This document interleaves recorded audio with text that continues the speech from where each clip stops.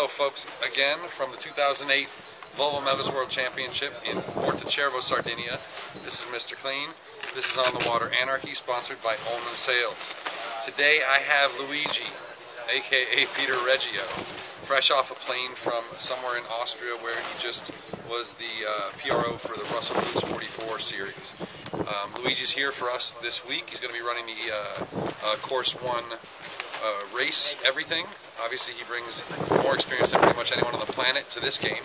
And I had some questions for Peter and wanted to find a little bit about what's going on. So welcome to Sardinia, man. Thanks, bud. Yeah. I think the first question I have is that the whistle system and the flag system is something that not a lot of classes use. The 40s use them.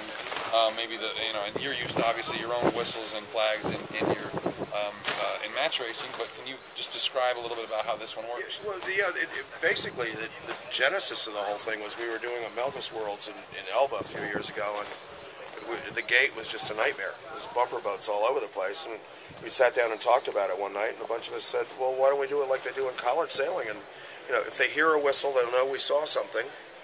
Maybe they'll do the turns more readily than not doing them at all, which they weren't at that event at that time. And it sort of moved out from there and been refined by some of the people that are involved with umpiring to a system that basically is a quasi-umpiring, but with the far 40s, the whistle means nothing. It means that it's been observed. Someone should get dizzy, but it doesn't mean that a penalty will be. It does say in the sailing instructions here that the jury may protest if no one else does. But it's more of a notice that, okay, something's happened. Given that that this fleet, almost maybe above all else because of the size and the competitiveness and the agility of these little boats, this fleet has a lot of reports of some incredibly aggressive behavior and sort of lack of protesting. Yeah. Do you think this will make a difference? Do you think that you'll have to ding a few people first before it makes a difference? I think what it does is it makes people more aware that, in fact, you're not going to get away with anything. Sure, you're going to get away with stuff, but you're not. Do your turns, and it's another heads up that someone else realizes that yes, in fact, you should do your turn. And if you don't, that person who realizes that might come after you. That's good. It's really cleaned it up. It sounds great. And actually, I haven't sailed a Melges World since Key Largo, which is 3 years ago, and I haven't really had a chance to see just how effective it is. But I'm looking forward to watching it now, especially from being out on a press boat instead of on the course. I think we should be able to see really how it works. Well, I know with the FARs and the Melges, and the M30s, it's really cleaned it up. Yeah. It's amazing. So it works. So we've got 117 registered. I think we'll end up with 115 on the course, which is what they're telling me now. That's going to be 2 fleets of 62 boats or so. Yep. And I wonder, what challenges does that present that are different from 20 or 34 40s or whatever else? I mean, this is a lot of boats. One of the things when we were talking about this event was whether we do a midline boat or not. And here in Portocervo, it's pretty deep. It's like 180 or 250 meters. So setting a midline boat would be like hellish. Okay? 600 feet. It's pretty deep. I mean, it's amazing how long it takes people to move stuff.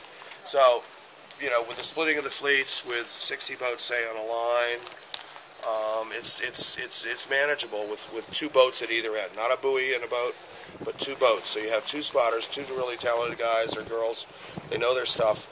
Looking either way, it's pretty easy to pick them off. Yeah, yeah. So and then that way there's no island in the middle and the whole deal like that with it. I mean, I love the midline concept for huge fleets, but 60 boats is pretty manageable. I think, say 60 times 25 footers, 1,500 feet.